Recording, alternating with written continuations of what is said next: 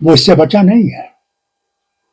وہاں بھی تباہی کا عالم ہے اور اس تباہی کو لڑائی سے کم نہیں کر سکتے.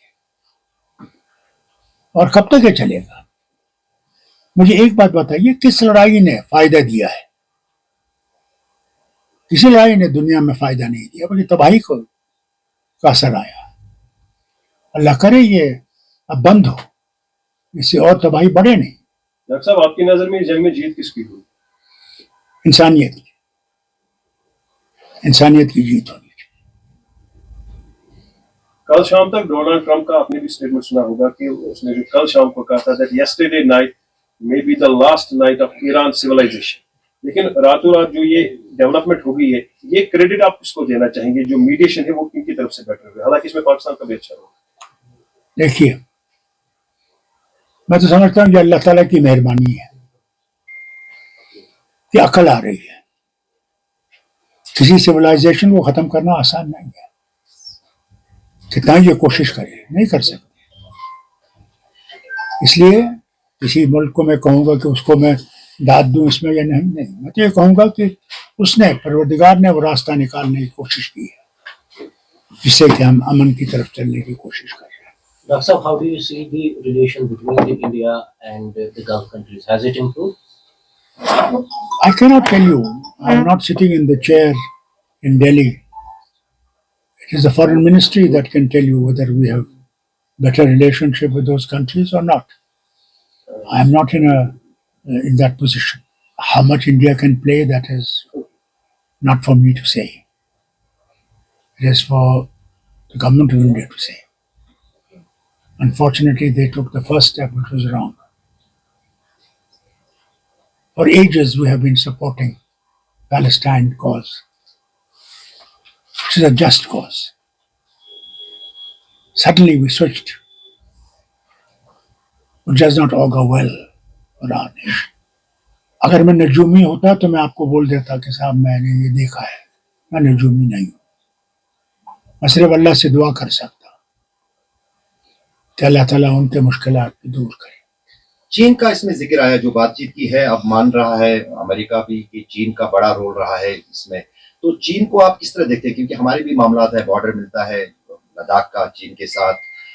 تو چین کو کس طرح سے آپ دیکھتے ہیں اور بھارت کو کیا مشورہ دیں گے as a seasoned politician, senior most politician of the country, کہ چین کے ساتھ ہمیں کیا ویوہار کرنا چاہیے اور پاکستان کے ساتھ کیا کرنا چاہیے؟ دیکھیے، کچھ زمانے پہلے ایک ہی پاور تھا، وہ امریکن پاور تھا. وہ ختم ہو گیا. اب چائنا بھی ایک پاور ہے اور رشیا بھی ایک پاور ہے. ابھی یونیپولر نہیں رہا. ہمیں بھارت نے ہر وقت سارے ملکوں کے ساتھ اچھا تعلق رکھا ہے. روس کے ساتھ ہمارا اتنا زبردست تعلق تھا کہ پہلی دفعہ روس نے ہندوستان کے ساتھ معاہدہ کیا، war on India will be war on Russia. کسی ملک سے ساتھ نہیں کیا. آج بھی وہ کھڑا ہے. چین کے ساتھ بھی ہماری بڑی زبردست دوستی تھی، پنشیل تھا. اگر آپ کو یاد ہوگا، ناصر، ٹیٹو، نہرو، سکارنو، چوئن لائے، یہ مومنٹ تھی ایک زمانے میں. دنیا ہل گئی تھی. ہم نے کسی ملک کے ساتھ دشمنی کا راستہ نہیں لیا. انہوں نے راستہ لیا دشمنی کا. ہم نے ہر وقت دوستی کی طرف قدم بڑھایا. اور انشاءاللہ میں کون ہوں ان کو سیشن دینے والا. میں ان سے یہی کہوں گا کہ اگر بھارت نے ترقی کرنی ہے اور آگے بڑھنا ہے تو ہم نے ہر ملک کے ساتھ دوستی کا ہاتھ بڑھانا ہے کہ دوستی سے ہم آگے بڑھ سکتے ہیں، دشمنی سے ہم پیچھے ہٹ جائیں گے. سارے ملک اس میں آتے ہیں. پاکستان سے بھی کہوں گا وقت آ گیا ہے کہ وہ بھی ٹیررزم کو چھوڑ دیں اور وہ راستہ اختیار کریں جس میں خوشحالی سے رہ سکیں، بھائی چارے میں رہ سکیں. اس کا کوئی راستہ نہیں ہے.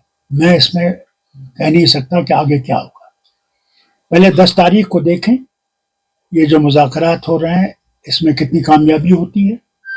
اگر اس میں کامیابی ہوئی تو میں سمجھتا ہوں پھر لڑائی کا کوئی مقصد نہیں رہے گا. سمجھتا ہوں وہ بات چیت سے حل ہو جائے گا. اثرات سارے وطن پہ اثرات پڑے ہیں. اگر یہ وار چلتا رہے گا تو آپ دیکھیے آپ کی تیل کی قیمت کہاں پہنچے گی. گیس تو ملے گا ہی نہیں.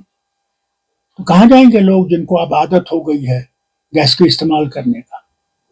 کہاں سے لکڑی لائیں گے؟ کہاں سے لکڑی کے چولہے چلائیں گے؟